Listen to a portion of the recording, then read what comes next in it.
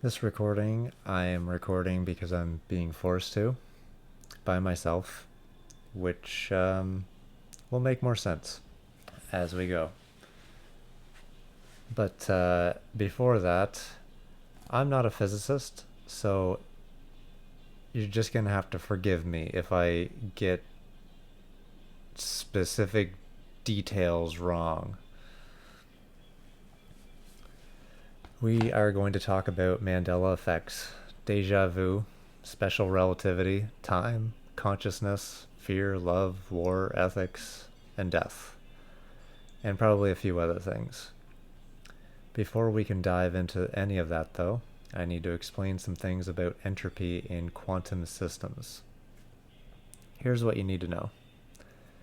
Theories of entropy can be thought of as the theories exploring the configuration of information in a given system, from low probability configurations or highly ordered configurations to high probability common configurations or highly chaotic configurations.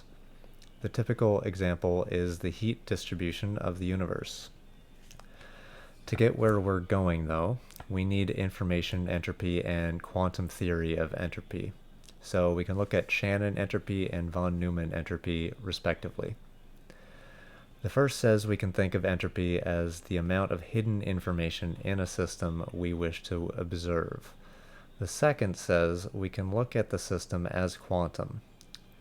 We already have all we need from the first. So let's look at the second. Von Neumann entropy needs us to think of the hidden information in a system, take a coin and flip it. The result is encoded into its wave function, 50% heads, 50% tails. The fact we have this information available to us in a wave function actually means there is no hidden information. Ergo, the entropy of the system is zero because it is in a pure unobserved superpositional state. For our purposes, we are looking at belief systems. If we don't collapse ourselves to differing and often diverging singular beliefs and remain in an open state, we are effectively creating a superposition where the entropy of the system can reduce to zero. Which is to say, if you and I don't cling tightly to our belief systems, we can reduce the chaos present in the systems of human society. The alternative is, of course, collapsing to the same singular belief systems, which I hope is clear what history has been attempting for more than 2,000 years without any success. Well, minimal success. Really depends how you define success, I think. So now let's get on with the main course. Mandela effects across generations. Have you ever heard of deja vu or stumbled on a Mandela effect? One of those memories that feels so real, but history swears never happened? For me, it's The Matrix, and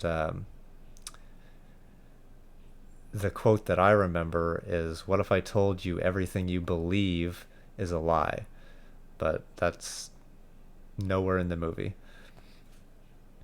Some remember Nelson Mandela dying in prison in the 1980s. That's where the name comes from. Many grew up with the Berenstain Bears, me included, spelled with an E, yet it's always been Berenstain with an A.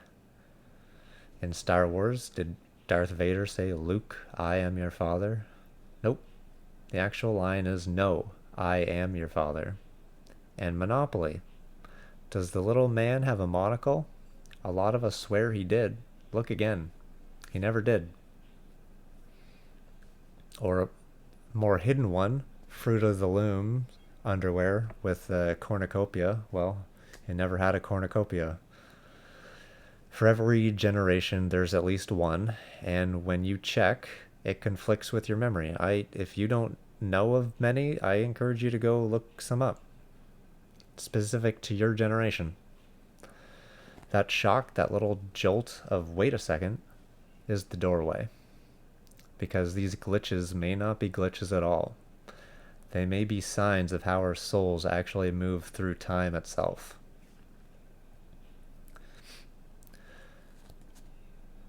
Part 1. The Block Universe. Einstein's relativity tells us time doesn't flow the way we think. Take the Andromeda paradox. Two people walking in opposite directions on Earth will disagree about what's happening right now in a distant galaxy. For one, an invasion fleet may have already launched. For the other, it hasn't yet. Both are correct. Simultaneity depends on motion. Or look at GPS satellites. Their clocks tick differently than ours because they're both moving fast and sitting in weaker gravity. Engineers have to correct for relativity constantly, otherwise your GPS would be wrong by kilometers or miles within a single day. So, physics already shows us time isn't one flowing river, it's a block. A landscape where past, present, and future all coexist. Our experience is just traveling one path inside that block. In other words, time isn't just math. It's a stage, and each of us is walking a story already written into it. The mystery isn't whether the block exists. Science says it does. The mystery is how consciousness moves through it, choosing which version of the story we actually live. Part 2. Consciousness, entanglement, and the fear-love divide. But if the block universe already contains every possible path, where's our freedom? Here's the idea. Consciousness isn't just riding along as a passenger, it's a navigator. The block is filled with countless tracks, and your soul gravitates toward the one that best fits your beliefs, values, and desires. That's what I call your highest timeline. Now, we're most entangled with ourselves. Our own choices always weigh the heaviest. But we're also entangled with others, family, friends, lovers, even strangers. That entanglement doesn't mean you have to treat every opinion as sacred. What it means is this.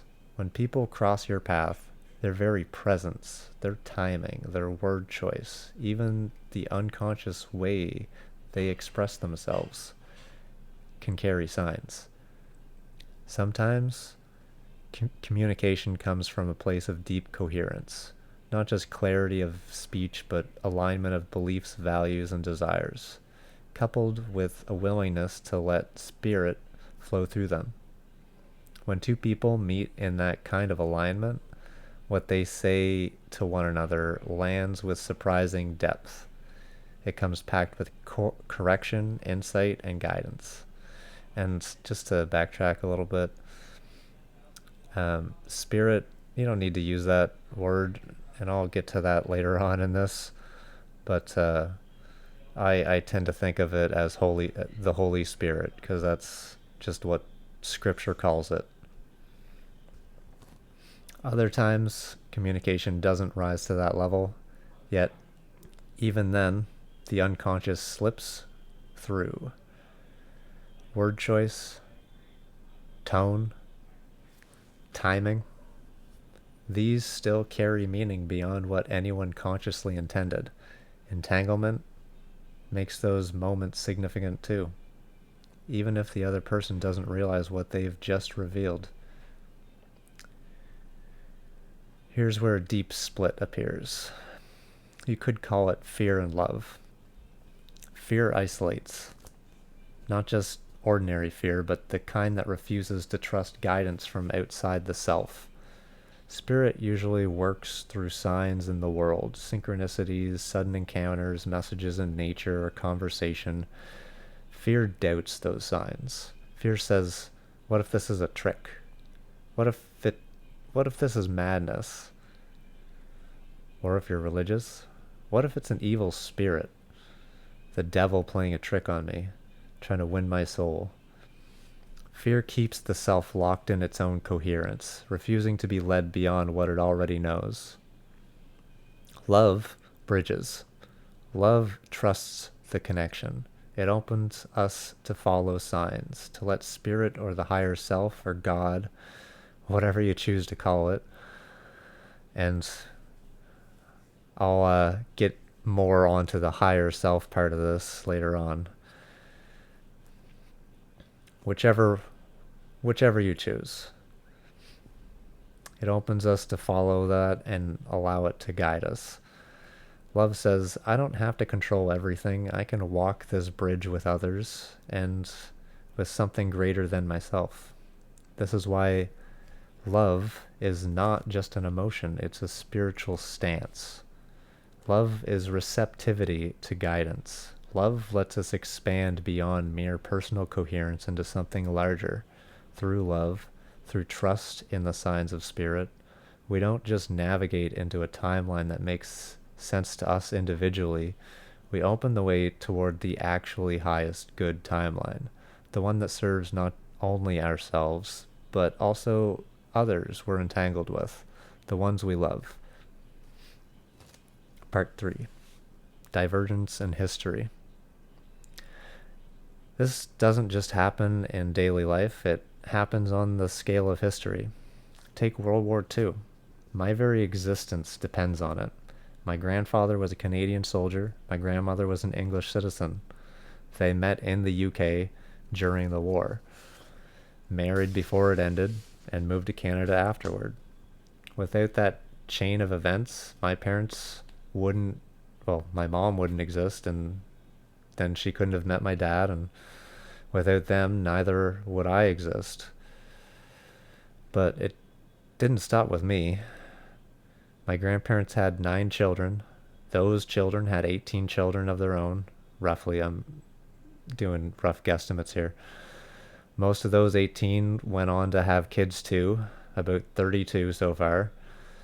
And this number I am sure of. That's 60 lives already, all cascading outward from one couple who met because of that war. And that's just my family. This is what divergence really means. History branches on fear and love. Fascism was fear, isolation, domination, mistrust. The Allied cause, imperfect as it was, leaned toward love, cooperation, shared freedom, building bridges. Because that bridge held, my grandparents met, and dozens of lives, whole branches of existence, came into being. Philip K. Dick imagined the other side in The Man in the High Castle, a world where the Axis won. He believed he wasn't making it up, but tuning into another real path in the block. And in this theory, he was right. Those timelines exist too. We just don't live in them because our souls aligned here, where love's bridge was strong enough to carry us. And it wasn't just World War II. During the Cold War, we came within minutes of nuclear war multiple times. Entire worlds could have ended with a single order. Some believe that the wave of UFO sightings in those decades wasn't random. Maybe it was outside visitors. Maybe it was projections of our collective higher selves. Either way, something kept the button from being pressed here, in our timeline, even if in other timelines it was pressed. Ethics and Coherence, Part 4. So if all paths exist, does it matter what we do? Yes, because every choice is self-reflective. Fear cuts us off. It drives exploitation, cruelty, domination. That coherence traps us inside isolated loops of our own making. Fear doesn't just isolate, it narrows vision. It pushes us into the grooves already carved, the safe paths handed down. Love bridges us. It drives compassion, cooperation, trust. That coherence expands, linking our lives with others, drawing us toward a shared highest good. Love reveals hidden channels. It doesn't destroy determinism or the structure of the block universe. It redirects it. Spirit doesn't force, but it whispers. There is more than you were told. So ethics isn't about rules imposed from outside, it's about resonance. When you harm, you live in the harm you create. When you bridge, you live in the harmony you build. Every choice we make writes directly into the timeline we experience. Part 5. Death. What about death? Physics gives us a clue. A photon, a particle of light, doesn't experience time. From its perspective, the moment it's created and the moment it's absorbed are all the same instant. When consciousness leaves the body, it becomes like that photon. Death isn't the end, it's stepping into, let's call it a light body, a vantage point where the entire block universe is visible at once. In every divergence, death always arrives, but those deaths don't scatter into isolation. Through quantum entanglement with the very moments of divergence, all deaths converge back into the same higher self, the light body, if you will. Here's the catch. The higher self can only guide if the conscious mind allows it. A person can reject it, dismiss it as nonsense, refuse its help, and retain sole authority over the path you walk. In that rejection, the higher self still exists, still offers signs, but the conscious soul is free to ignore them, which means this isn't really about death at all. It's the same choice we face in life. Fear doubts the safety of the bridge and walks alone on the known path. Love trusts the bridge and walks together on the unknown path. Part 6. Mandela Effects and Deja Vu. So what about those little strangenesses, the things we started with? Mandela effects are the fingerprints of divergence. They happen when collective timelines brush against one another. Fear dismisses them as mistakes or madness. Love recognizes them as echoes of the block, reminders that more than one path is real. Deja vu works the same way. It's what happens when your soul briefly syncs across multiple tracks at once. It feels like you've been here before because in another thread you have. Fear shrugs it off. Love reads it as confirmation, a sign you're close to alignment.